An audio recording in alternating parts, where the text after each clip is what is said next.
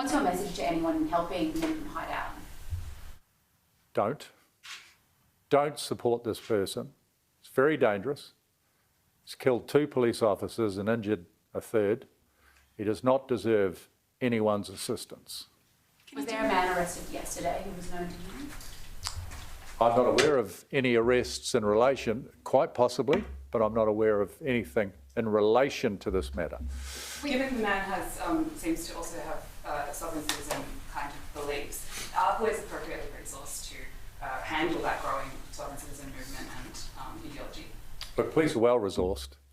I'm not going to go into that person's background or what people believe about that person. So we understand officers have moved away from the property. Are you able to, I suppose, give us any detail of where the focus of the search is now for this man? There's 2 key things going on at the moment. One is the crime scene investigation, so we will remain at that address. We will remain there very well armed and equipped if he is to return. But that's in relation to the crime scene that it is. We also have a search focus that was spoken about in quite some detail. 2 separate things, but they work together. So we will remain there, and we are searching other locations nearby, and we will continue to focus on the densely populated bush area and other dwellings in that location. What did his wife say to the police? I'm not going to go into that conversation. Why were 10 police officers sent to his property to execute a warrant? So the team that went there were local officers and members of the sexual offences and child investigation team.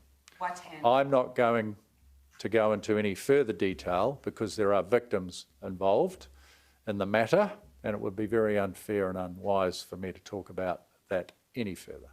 Can you confirm what firearms you believe he has with him? Yes, we believe he has long arms, powerful firearms, multiple firearms.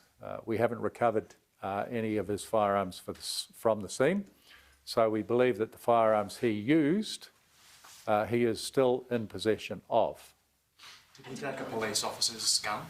I'm not going to go into anything at the moment. The crime scene is still under search and investigation.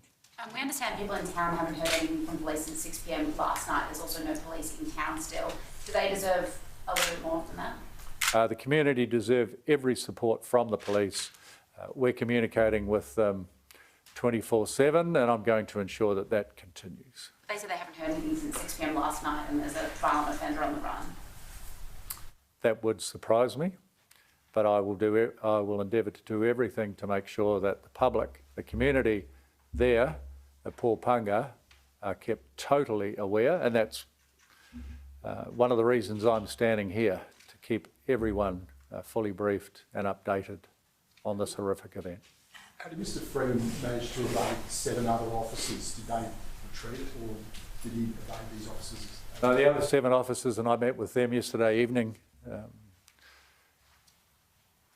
had to hunker down, shall we say, until we could get extra resource to ensure that we can extract them in a safe way. Reason being is we didn't know exactly where our suspect was. Really? So we had to keep them safe, get specialist resource into the area to extract them in a safe way. They are, as you can imagine, really traumatised by this, and we're doing everything we can to support them as well. Were any shots fired as they had to hunker down at the same time? Was there any suggestion that this offender might be wounded himself as he's running away? I don't believe he was wounded, but I do believe that we did discharge shots in his direction.